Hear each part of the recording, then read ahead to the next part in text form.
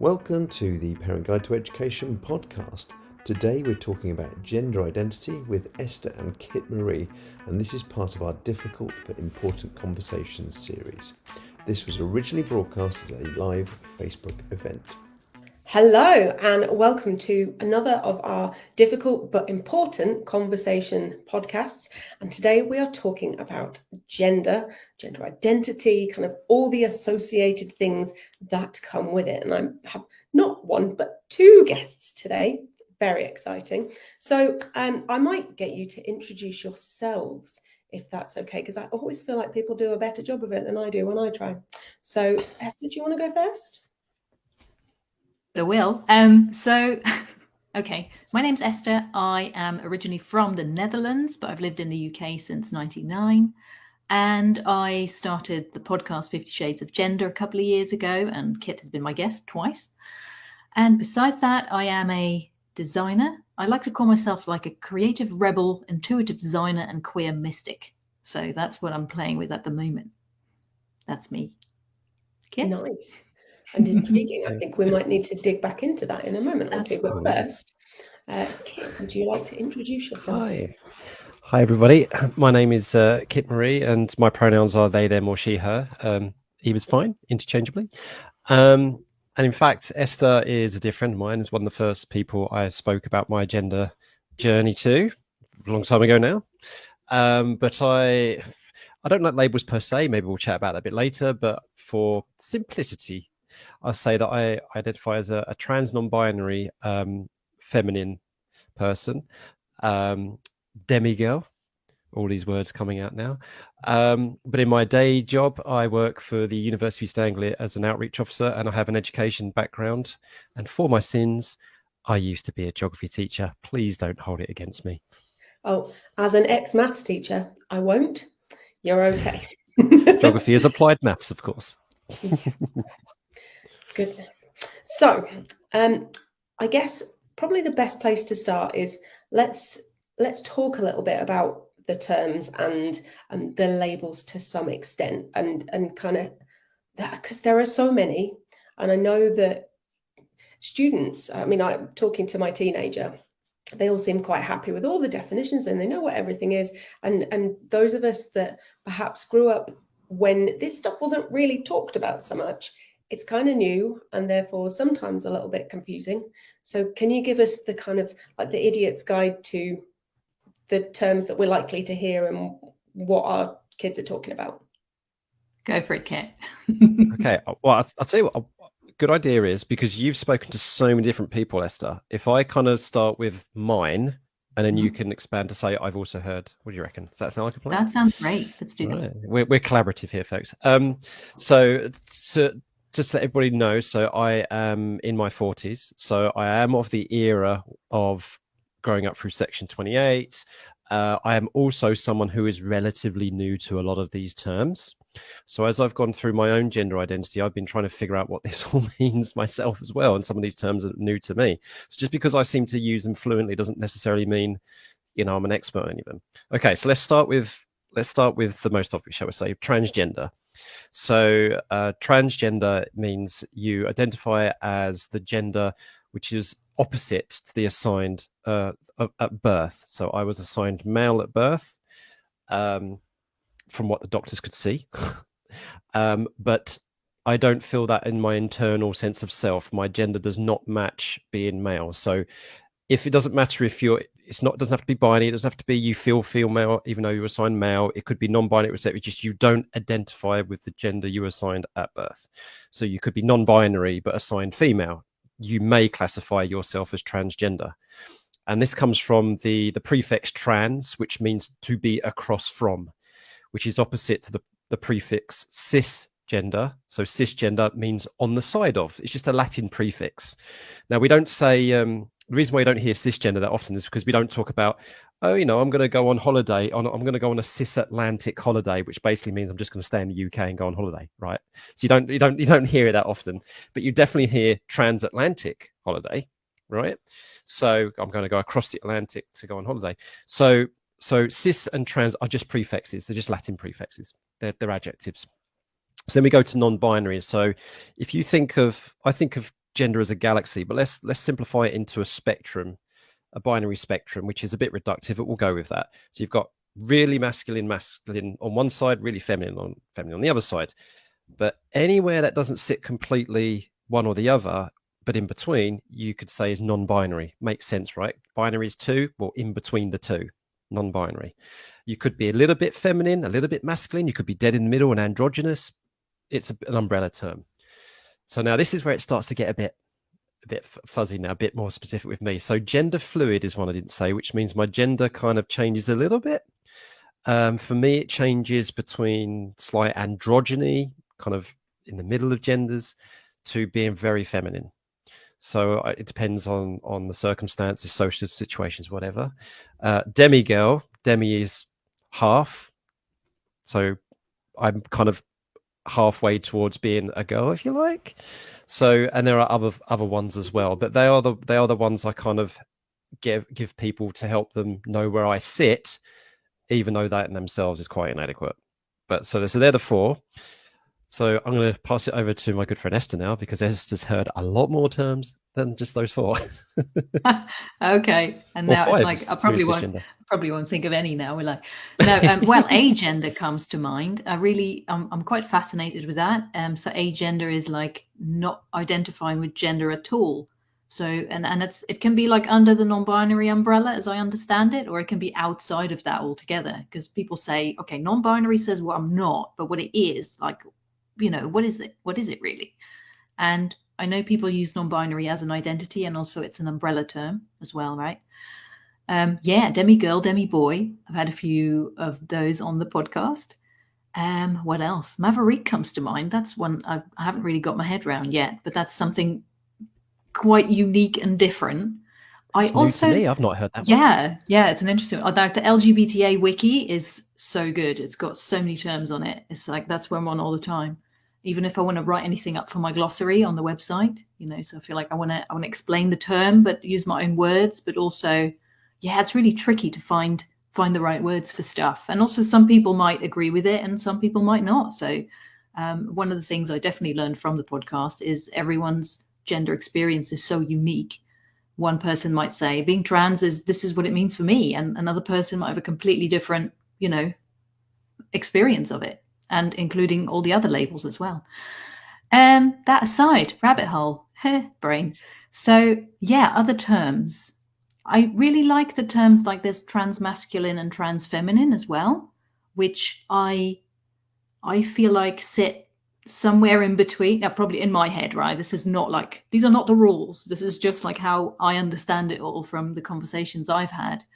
So someone who's trans masculine might have been identified as female at birth, but doesn't, is on the way to on the way to that side, on the way. I feel like I've lost my train of thought. Anyway, so trans masculine, trans femme. I was with you there. I think it's kind of just an additional clue, because otherwise some of the terms, as you said, are quite umbrella terms. It's about getting your head around the fact that historically gender has always been like a light switch. It's on or it's off. You're a girl or you're a boy, and that's it. But it's not. It's more like a dimmer switch. There's just kind of everything in between, and all of those different things are different depending on you and your experience and who you feel you are. And that's right. I mean, that I think kind of brings listeners can take comfort. The listeners that are taking comfort, whether they're young people trying to discover their gender identity or their parents of young, you've got here someone who is an ally, two people are an ally, and a trans person who still aren't quite getting it. So, folks, if you're listening to this and you're completely confused, right? Well, actually, I like to see that as not a bad thing. I like to see that as a good thing, because now I will go all geography teacher. I apologize, everybody. With 8 billion people on this planet, stemming from a history where there wasn't no binary concept of gender. That's a colonial construct, but we won't go into that because that's a different discussion altogether. But we have such an amazing diversity in this world where gender is all over the place, and these boxes did not exist. People were just, their positions in society, the way they're existing, how they would manifest their personalities and their culture or whatever. So the fact that we are attempting to put things into labels anyway is tricky in itself. And what as Lester, you said quite eloquently, I thought, even though you said you lost train of thought, what one person says they describe themselves as transgender, another person may not. So if I've spoken to a lot of Indigenous people, for example, who, and they say, we respect and we are allies and we have solidarity with trans people, because obviously we've got two-spirit people, we've got third gender, whatever, but we are not transgender. That is a colonial, that is a Western construct, because we've never had binary genders. So even when you talk to them, you see that it's not even straightforward for them. So if you're listening to this thinking, well, this hasn't really helped, I've learned some definitions, but it's not really helped, that's okay. That's valid. That's totally valid, folks. Yeah.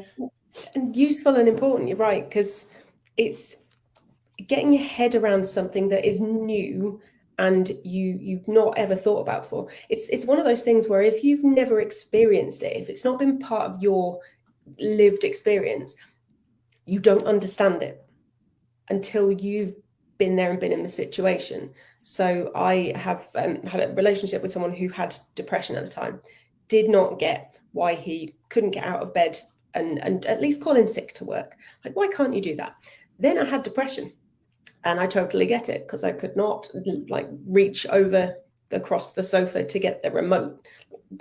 So you don't understand these things until it becomes part of your lived experience, your daily everything, and then so explaining it to other people is difficult because they're not in your head and they don't know how you're dealing with things, they don't know how you're feeling. So it's just I think it's important to remember. You're right. Yeah, and even what I'm finding as well is, even though we have a general idea of maybe what depression is or what transgender means or non-binary means, still someone might, I don't know, have a slightly different experience themselves than the general definition of it, because I think it's risky for people. I think people they're enthusiastic and they're curious and they want to help and they want to do the right thing. And when someone says, oh, I'm non-binary, they'll say, oh, I know what that means. That means this and this and this. And it can be so tricky to fall into that trap.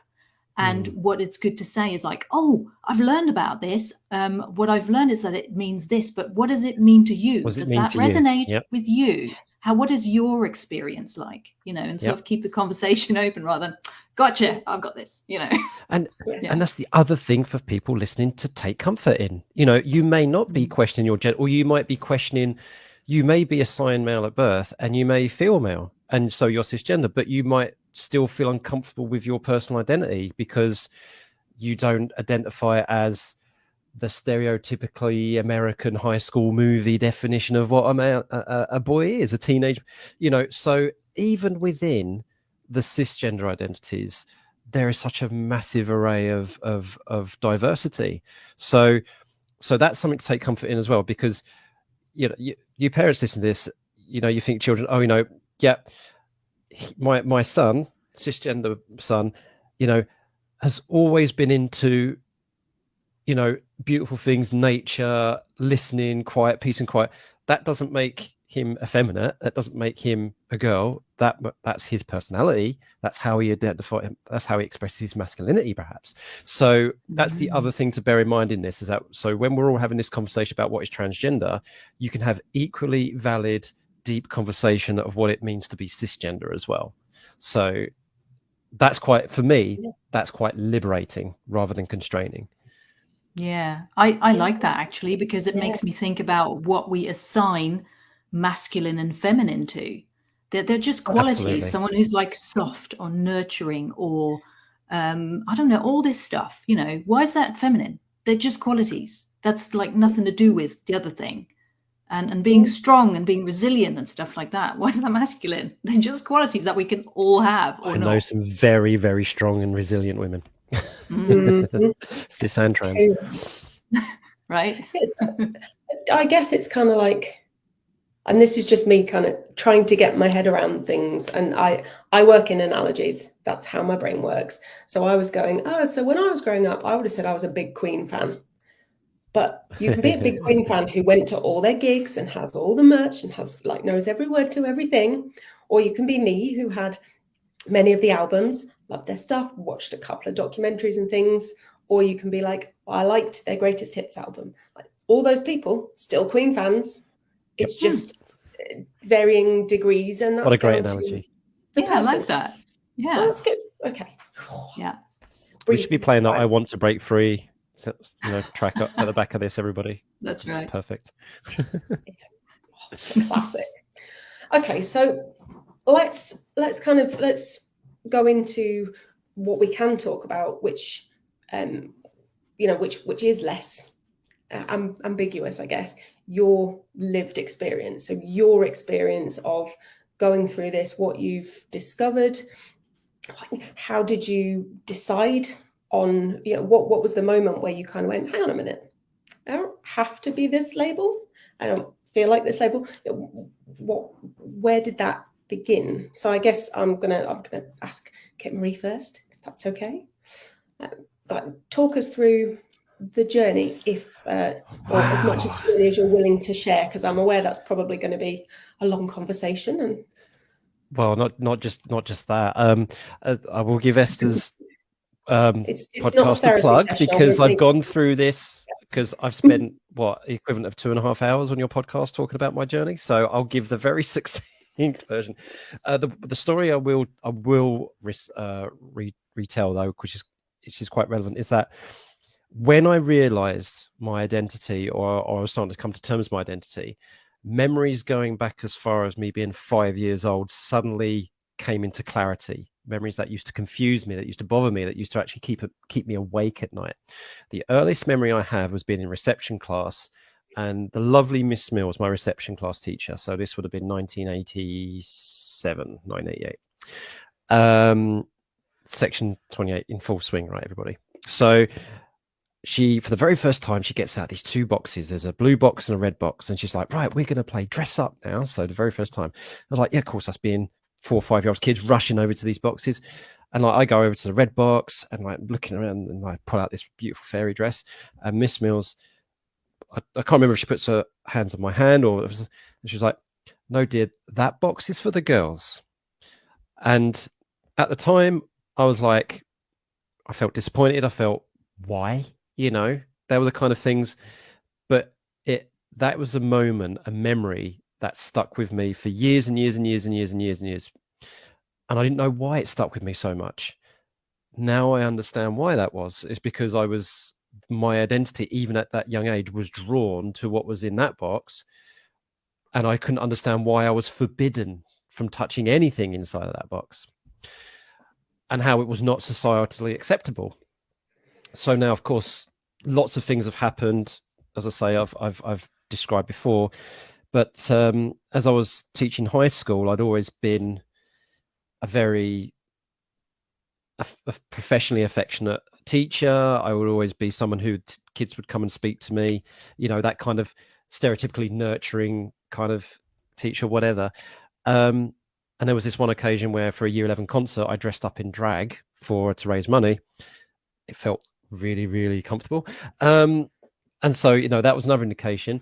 But it wasn't really until I was starting to hang out with folks, same groups that, Esther and I hang out in Norwich, non-binary people and gender non-conforming people, that they were starting to talk language that seemed to resonate with me. And now, bear in mind, everybody, I'm now in my early 30s. So this is very late, relatively. And things started to make sense. And then I went to spend a year in America, because my wife is American. And I started to go we hang out at very liberal places: Boulder, Colorado, San Francisco, California. And they were using a lingo like it was just their language. They were non-binary, trans, introducing themselves with pronouns. I'm like, what on earth is this? But it felt so normal, and it felt great. And then I started to experiment. Like, people said, like, if you want to wear a skirt, wear a skirt. If you want to put nail polish on, put nail polish on. And they were like, you look awesome, and all this kind of stuff. And it made me feel good. And that was my first real experience of gender euphoria.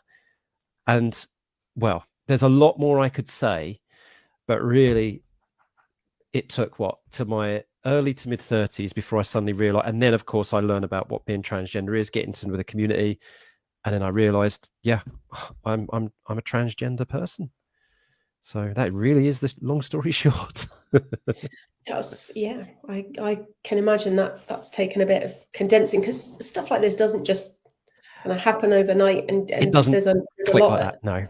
yeah, and there's got to have been a lot of behind the scenes and so on. So Mm, thank you for kind of, yeah. I know it must be difficult. There's And I lots you was, want to say, and you know. yeah. Well, one thing I will, is probably is relevant, is that during school, both primary and secondary, I was bullied a lot. You know, kids can sense when someone else is different. And, you know, I was called like, why are you being such a girl? You know, and stuff like that, and things like that. Are you gay or something? You know, and I know that some bullies would say that to most people, but why was it always me? So, you know, and that's the other strong memory as well. But yeah, it's, as I say, it just goes to show that all this thing about, oh, it's a phase, you'll get over it, or it's only now that they're teenagers. No, all my memories now makes total sense back to the age of 5. I knew without knowing at the age of 5. So Right. Now, Wow, sorry, Esther, I need to follow up with the question before we come back to you. that's cool. Do you think that now, the age that our kids are growing up in, so teenagers now in schools, are so much more comfortable talking about this? So, and it does get described as they're going through a phase and they're just trying on different, but we all try on different aspects of our Yep. personality. We try different music, we go through the phase where we paint our nails black, and we, wear the combat trousers, we dye our hair crazy or the shell colours, suits in our age, yeah. so, but that's because being a teenager is the point where you're figuring out who you are. And do you think that it's a lot easier now for kids to be able to have those realizations earlier on, because it is more socially acceptable? Obviously not so much, and there's still plenty of homophobia and transphobia and all of the things that Yeah. they're facing. But it's also something they can talk about more. Is Yeah. that a sort of fair assessment? I believe so. I mean, whereas I used to work in one school all the time as a full-time teacher, I now work in many schools, and and all the schools that I've been in to date, the past few years, have been much more welcoming places. There are kids wearing pronoun badges. There are ones that are saying, come up to me and go, "Oh, I'm a non-binary person too." They're not, they're out, they're loud, they're proud. There's going to be some kids still in the closet because there could be bullying or whatever. About 5 years ago, it was about 5-6 years ago, when I was coming towards the end of my teaching career, there was this kid who actually came out in front of her year 10 class, in front of assembly, as being trans. She stood up. That was a huge, big deal and moment. It was seen as a massive act of bravery. When I went back to my school that I taught at just this year for Schools Pride Week, they had a Pride stall out in the playground to sell stuff to raise money for the Norfolk LGBT project. They had Pride flags all over the place. The change in just 5 years from that student, risking her emotional safety by coming out in front of everybody in year 10, that's how much things have changed. There's still a long way to go. I think there's still barriers in place. There is one, I'm not going to mention, there is one school who won't let their kids wear pronoun badges. And I'm thinking, why not? For example, because the people see it as a political statement, which is, that is another conversation altogether. Because I don't know how your identity can be a political statement. But anyway, but it has got a lot better. Sorry, if you're listening on the podcast, we all three rolled our eyes simultaneously at that. Yeah. In case you can't see it. So you can hear it though, eye rolls. You can hear the eye rolling, yeah. But it is a lot better. Systems need to catch up. The kids are already way ahead of us. The systems need to catch up. Some of these schools don't have a box to say preferred pronouns and preferred names. I will call a kid that I've never met before by their legal name. I go, "Oh, can you call me this?" I'll say, "I'm so sorry, I didn't know because I didn't have the paperwork." So there's a long way to go. The kids are way ahead of the system. And you young people and parents, your teachers and parents, your kids are going to experiment. We did when we were teenagers, about finding who we are. Experiment with your gender is just another thing. You know, it's not a phase, it's part of growing up to find out what your identity is. Okay, gender is part of your identity. It's just the same as when I go and talk to kids about, oh, I want to be a fire officer, or I want to be an accountant, or I want to be a lawyer. That's their part of their identity. I want to go into artistry. I want to do drama. I want to take this for GC. That's part of their identity. I'm not quite sure if I am a feminine person or a max. It's the same journey. It's the same journey. There is no threat from it. And if you support your youngsters, and youngsters, you feel your adults support you, you're going to come out as a genuine human being. And there's going to be so much love in that family, in your friendship, because you're all being genuine and, you know, allowing yourselves to flourish. And I'm seeing that in schools. That's good. It's good to hear. I mean, my daughter's school have a club that they can go to after school so that they can talk to each other and kind of have that experience together, and just that community, because a sense of community is a massive thing when you're a teenager. If you feel like you're the only person who, whatever it is, it's lonely, and it sucks. It's about as eloquent as I can be with it. It just sucks. Being a teenager, you're lonely surrounded by a bunch of people. It's a very lonely time in life. It is. Yeah. I hated I it. would not do it again. Yeah, didn't like it one bit. I was going to add something actually about the whole "it's a phase" thing. I had a conversation with someone called Fleecy, who's a very interesting person, and they talked about, so what if it is a phase? That makes it no less valid. You know, there are things we go through in life that, like, we might like dark chocolate for a while, and then we like milk chocolate for a while. Doesn't matter. That was a phase. Doesn't make it any less valid. So yeah, I really liked when they said that. Totally. Yeah, that makes a lot of sense. Yeah. So I assume this was as part of the 50 Shades of Gender kind of project that you did. Oh yeah, that was, the chocolate analogy was mine, but they added the whole, what if it is a phase? Yeah. So talk to us about where did the project come from? What kind of sparked the idea? Well, my project partner and I were chatting a few years ago about, like, when the book 50 Shades of Grey was all the rage. And we talked about, we've got lots of creative ideas and brainstorming all the time.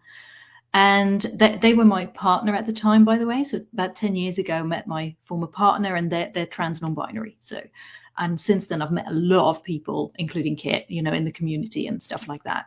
So we were talking, like, why don't we put a book together of 50 stories of local gender diverse people?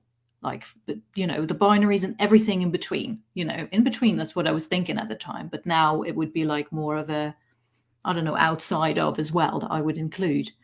So, but then the idea got shelved, and we were going to call it 50 Shades of Trans, but then a friend said, why don't you call it 50 Shades of Gender? And that was a good move, because at the time I had not heard the term non-binary. So that was interesting.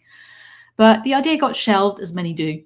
And then at the end of 2018, it just started popping into my head more and more. And I know that's when something needs my attention. So I was like, okay, if I'm going to do something with this, how am I going to do it? Because, like, 50 stories, that's a lot.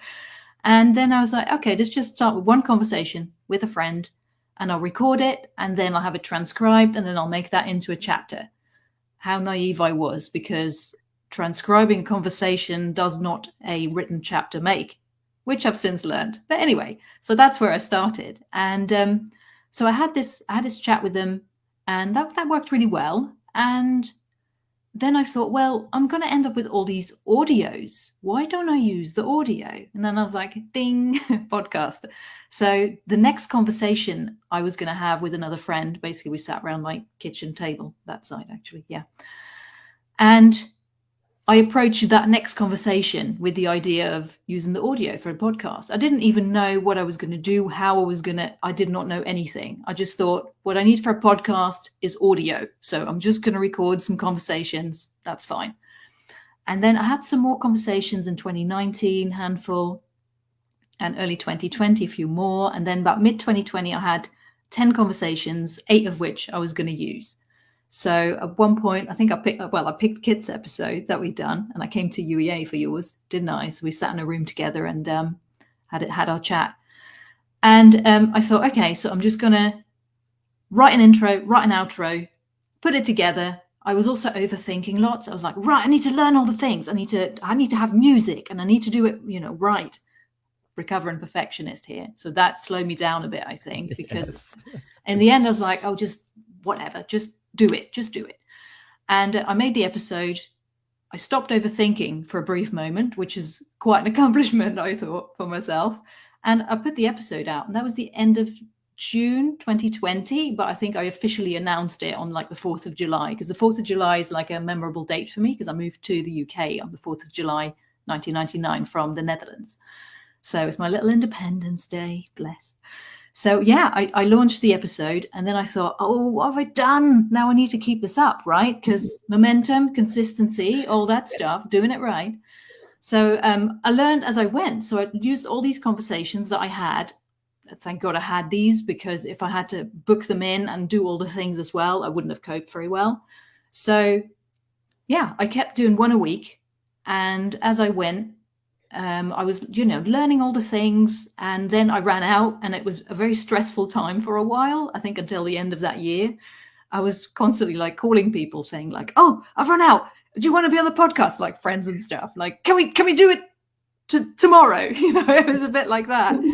And then that just became unsustainable. So I then took a break in December and thought I need to organize myself more. So took a break, and then started planning ahead a bit. Massive Google sheet with all like dates and people and contact, when did I contact them? When do I need to follow up? So I became really organized with it.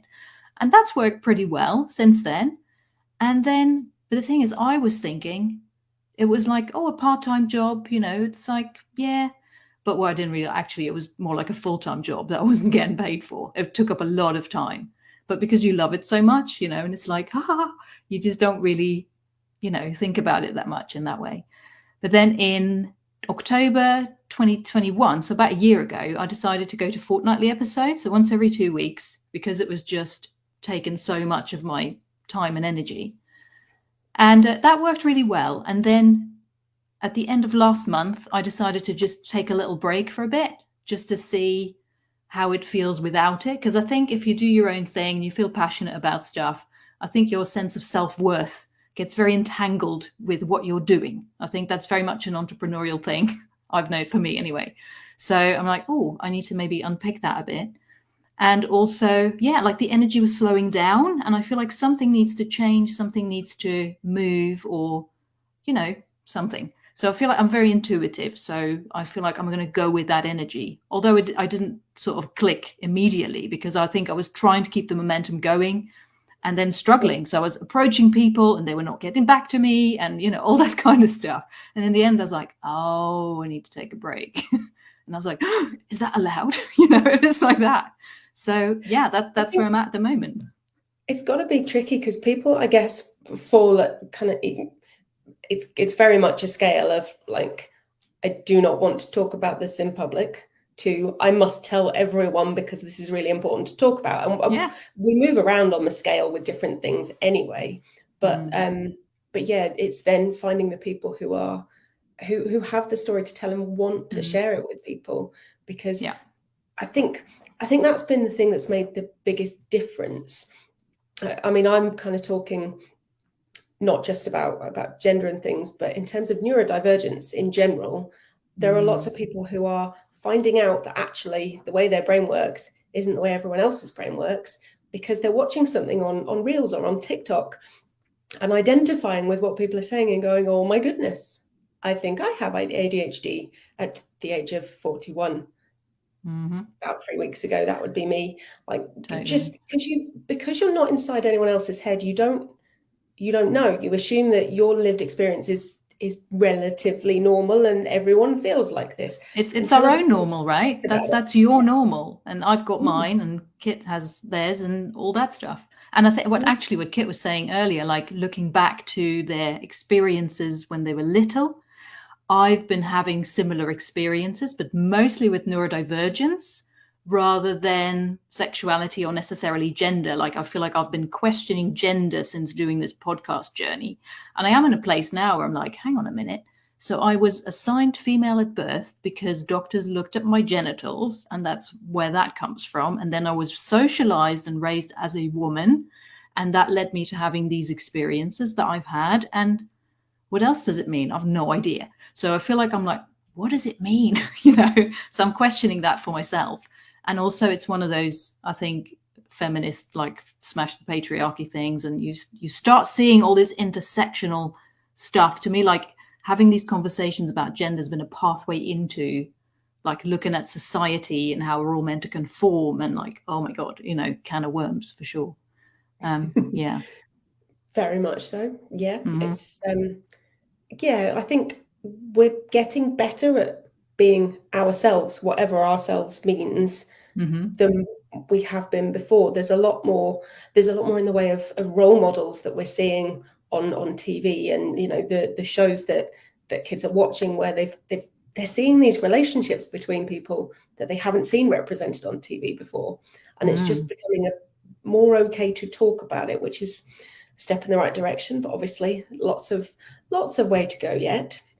But yeah, that's good. So I guess that brings me on to, let's talk about this from a parent and teenagery point of view.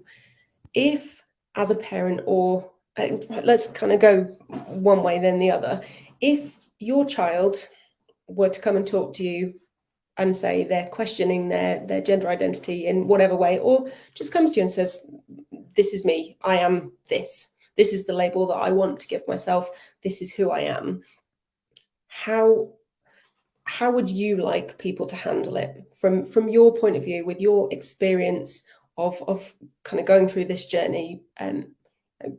What's the response you wish you got from people? And then maybe what's the please don't ever say this to them kind of alternative, because that's also useful. Yeah. So obviously things like, oh, it's just a phase, you'll get, or anything like that.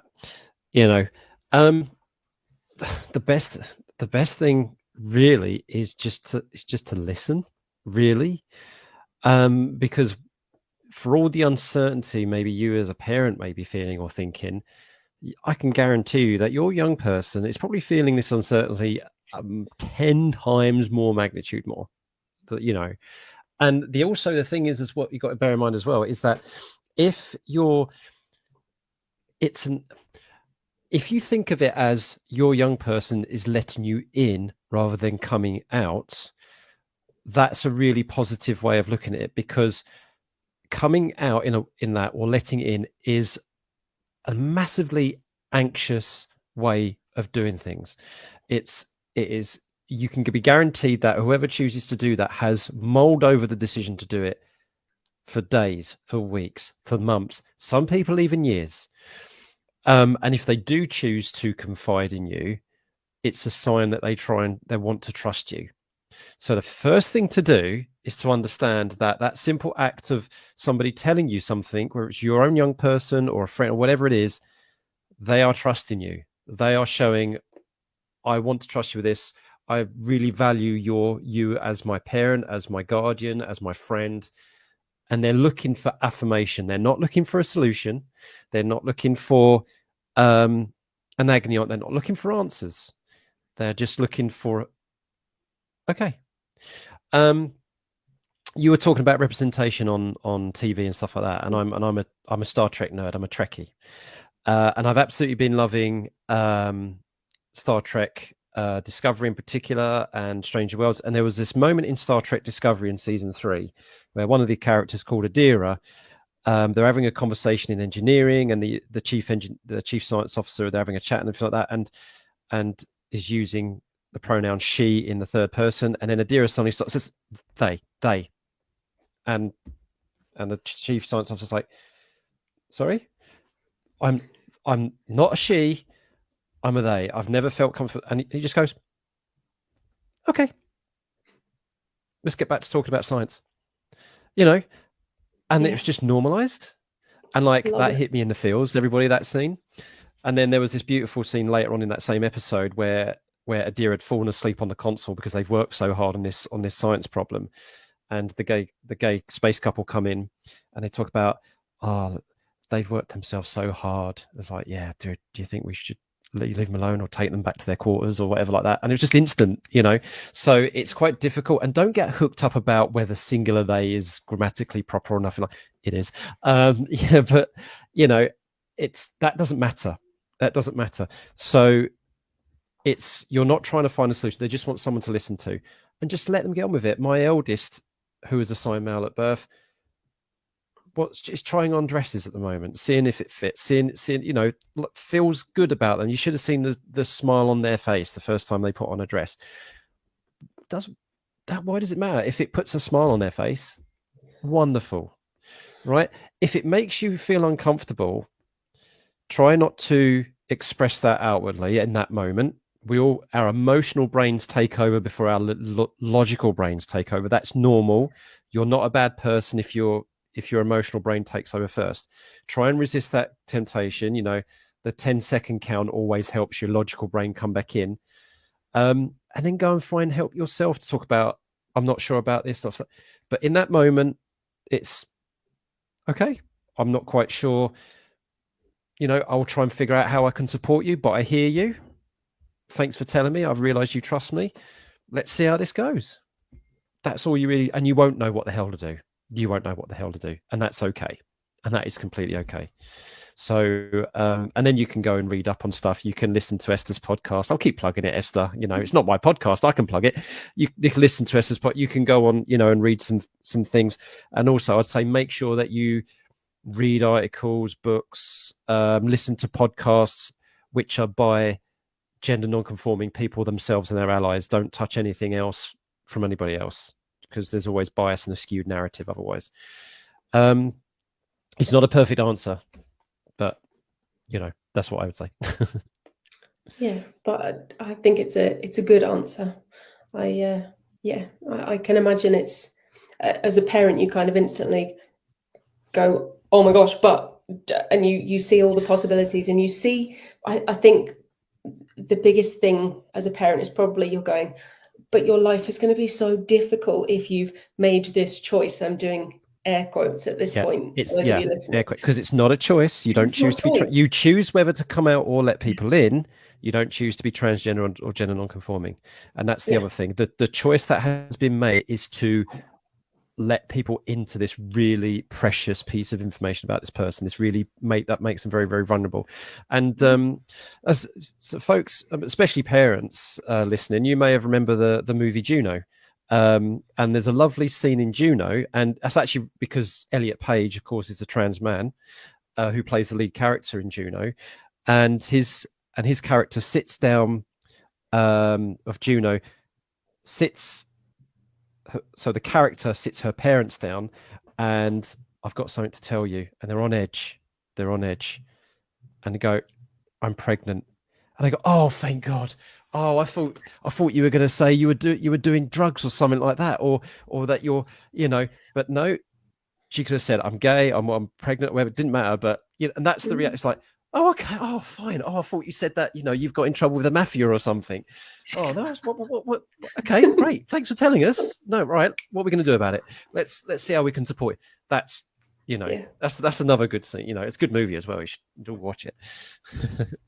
Yeah, and I guess logic-wise, there are lots of things that are going to make things more difficult for our kids. If they're particularly short and they need help getting things off the top shelf, if they're short-sighted, all of those things we can't help. I mean, climate change. Gave it to them, but I won't go into geography. But right, awesome. And then I guess the other question is from the other side of it. If people are listening to this and thinking, I need to let people in. I've been waiting to do this for too long. I guess how to open those conversations, or how to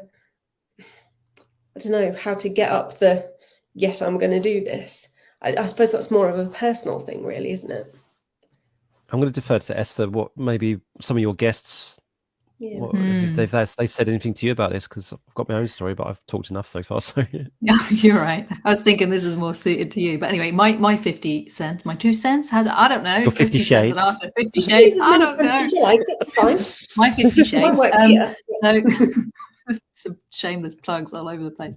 So yeah, I feel like a lot of people are maybe they come out, like coming out is not a moment. It's not like you get on a podium and you announce it to the world. It's like you come out to maybe a person you trust, could be a friend, could be a relative, I don't know, but people try and test the water, don't they? And then it's like stages, and then maybe they gain a bit more confidence if it's well received, and then they might tell more people. And there's going to be challenges as well, because it depends on, sometimes people think, oh my God, my parents are not going to understand. And people might surprise you, but that can be positive or it can be negative. And people that you thought might not understand, they do. And people you think would be supportive are not, so it is so tricky to find that balance. But I think it is like a step at a time. Talk to someone you trust and take it from there, I suppose. That's what I'm feeling. Yeah. And as for parents as well, another thing that I was thinking about is from the parents I've spoken to. One in particular said, she spoke about ring theory, which is like if you have reactions to like your child coming out or someone close to you coming out, you might have very difficult feelings that you're dealing with. But the person who's going through that experience is not the person to talk to about it, because they've got their own stuff to deal with, so it's up to you to find support elsewhere, go to a support group, find like-minded people or people going through similar experiences, so you're free to voice your feelings. Because I think if you were to voice your feelings to the actual person, it could be really, really hurtful. Because sometimes you hear parents say, God, I feel like my son has died. Do you know what I mean? And this child is like feeling more alive for the first time than ever, so it can be really, really tricky to find that balance. And you have to be really careful with how you manage that, I think. Yeah. It's like what we said, it's when your emotional brain takes over, and you're a human being, you're going to have those instinctive reactions, or as the kids call it nowadays, the hot takes, so did I get that right, teenagers? But but it's and I'd say to to folks as well, young people in particular, is you will do it initially with in the way that you feel most safe at first. So in that vein, parents and carers, if you are not the first person your young person tells, do not take offense, or do not see that as a sign of mistrust or not of love. It's because let's face it, when my kids grow up, I'm not expecting them to come to me first with their issues. They're going to speak to their friends first. They're going to speak to their best friend, whoever, it could even be a teacher, whatever. And that's okay. That's normal. They live with me, 24/7. They're not, they'll feel safe in this house, hopefully in one way, but they'll want to rebel and be independent in another way. So now you can see that now that our logical brain, our rational brain is taken over, like, well, yeah, actually it's fine. And that's what happened to me. I first came out to, my closest friends first, to my, I was lucky enough that I felt able to come out to my wife very early as well. And I didn't come out to my wider networks, including my parents, until a bit later. And the other thing to bear in mind is that, well, why am I not a little bit further up the pecking order, And then rather than turning that to the person themselves, the young person themselves, as Esther just said, look at yourself and say, okay, am I creating the right environment, the right atmosphere where my young person can not just talk to me about gender identity or anything, but talk about any issue, any problem?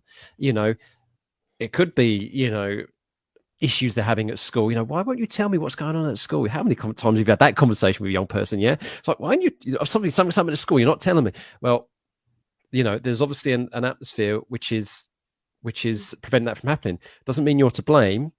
It's just the way it goes. So yeah, it's that ring theory is a really great idea about getting help from some other person. And that's what my wife did. She won't mind me saying this. When I first told her, she didn't know how to feel, because of course for her to go from, she always thought she was heterosexual and she was married to a man, but of course she's not. And now, with no control herself, her identity has changed. And yet her identity has not changed. You know what I mean? So she's had to come to terms with that.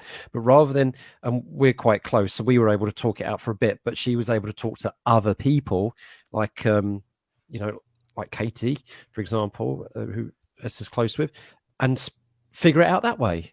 And it's helped her a lot. So, and there are so many good, excellent, amazing support groups out there who will help you with that, who will be non-judgmental, who will accept you, like if you're finding things difficult and whatnot. So young people, you should never be forced to out of the closet in a way that you don't want to. And the way you come out should be completely up to you. It could be by, if you feel safest coming out, by text message, by a Facebook post, or social media, or by a quiet conversation.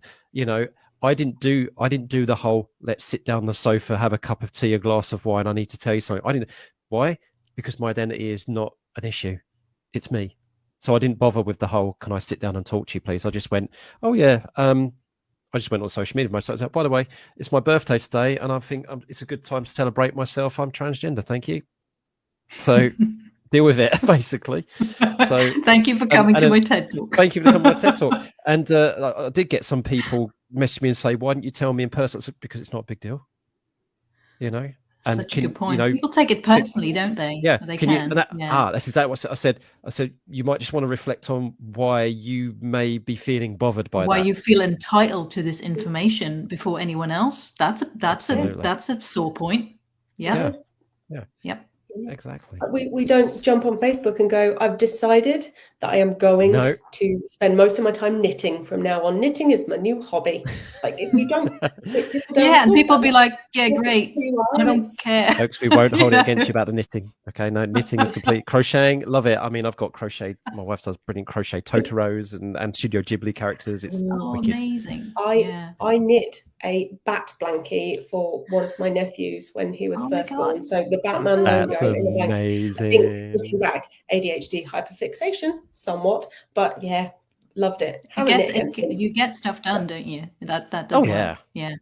Oh, another thing I thought about, by the way, was like, it also, like, someone coming out who's close to you, and like you said, Kit, about your wife, having to, process all that. I think it confronts us with our own attachment to our labels, like that we're attached to, heterosexual, bisexual. When I met Katie, my project partner, I thought I was bi, basically. That's what I thought I was. And then I thought, ooh, there's this person who does not conform to the stereotypical man-woman binary. So what does that make me? And then I felt like I wanted to let that label evolve, but it took a bit. I felt like I noticed I was quite attached to being bisexual. And then I thought, although some people who are bi include like all genders as well. So it's not like it only means just two. It means two or more, I guess. Two or more. Depending on the person. So, but for me, I was like, oh, actually, I think pansexual works better. And Katie introduced me to that term. And I was like, oh yeah, that feels more inclusive to me. Because where I'm at now, I feel like I need to be more inclusive in that, in myself. Yes. I'm not saying bisexual is not inclusive enough. That's not what I'm saying. Just for myself, So that was a really interesting experience, and noticing, like, I think that's why some people struggle with it, because also I think from a parent's point of view, perhaps they're concerned, obviously, as you were saying, Emily, about what does that mean for my child? Are they going to be safe? I think that's a big thing, obviously. But also it's like people are attached to having a son or a daughter, and what that actually means for them. That we can be very rigid about those things, Yeah. So that's another random thought I thought I'd throw in. Yeah. True. Just for we were talking about labels again, just for those who don't know, pansexual is not this whole silly thing on social media about, oh, you like pans and pancakes. No. So pansexual means you can be attracted to any gender, basically. So and pan comes from, is the prefix, you've heard of pandemic, the spread of a disease when it's all the way around the world, panorama, all the way around. So pansexual, everything all the way around. So I love regardless of the gender. In this conversation. Yeah, teachers, you're seeing ADHD plus teacher, just old habits die hard. Amazing. Goodness.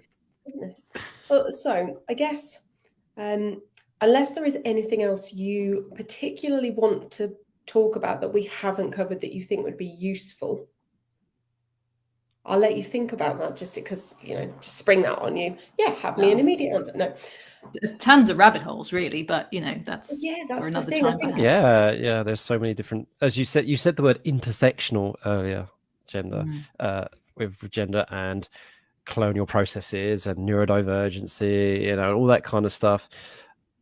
It's pretty, yeah, you could go down a rabbit hole, because a transgender person can also have ADHD, can also be a person of color, can also be disabled. So there's so many, but that just what makes life so interesting and rich, and this massive fantastic tapestry that we have of planet Earth, of all the people on it. The one anecdote I will say, Emily, one thing I want to make sure everybody understands is this whole going back to it's a fad, it's a phase kind of thing, is that there are so many more kids who are saying they are trans or non-binary nowadays. Obviously they're all getting on. Okay, the anecdote to that always is, find a graph online. I'm not going to use the G word. Being a geographer, you can use Ecosia web browser, sustainable web browser, plants trees. Look for graph of left-handedness. Okay, and you'll see that over time there was a low instance of the number of people who were identified as left-handed or were left-handed, and the graph suddenly grows and then it plateaus. So what, left-handedness suddenly became a fad? It's like, no, it's because left-handedness, which was societally shunned, if you were, it was back in the day that when you were left-handed and you were caught writing left-handed, you'd get the cane on that hand and you were forced to write with your right hand, right? Because it was seen improper. But then it became acceptable to be left-handed. It's like, why would you not be? And then all of a sudden there was a rise in the number of people. No, it was just that people were not now scared of being left-handed. It's the same thing with people's identity. There's not an increase in the number of people with a gender identity or transgender identity or whatever. It is that more and more of us are feeling safe and secure of becoming public and letting people in with that fact. So that's to bear that in mind. And of course, speaking of, final thing I'll say as geographers, we've just had we've got the census data coming out now. For the very first time in 200 years, they actually asked the optional question about what your sexual identity is, your sexual orientation is, and what your gender identity is, if it's different from when you were born. And me as a geographer, I'm really looking forward to that data. And I bet you folks, you're going to be very surprised about what the findings come out of that. There's going to be more people than you realize who are already out there who identify as gender non-conforming. I'm quite excited about that. Yeah. Well, I think that is the perfect place to finish this. So thank you so much for coming on and talking to us about this. Hopefully that's, I was going to say, hopefully that's answered lots of questions, but no, I think hopefully Probably that's helped us realise that. Hopefully that raises a lot of questions. As it should. That's what life's all about. Yes. They don't need to be answers, because it's a journey we're all going on together, and we're going to figure it out as we go along. Yep. So massive thank you both. Oh, thank you so much for having us, Emily, and thank you everybody for listening, and lots of love and best wishes for all your journeys. Thanks for listening to the Parent Guide to Education podcast. Please favourite or follow us on your preferred podcast app to ensure you get notified as each episode is released. We'd also be grateful if you could leave us a great review or rating. See you on the next episode.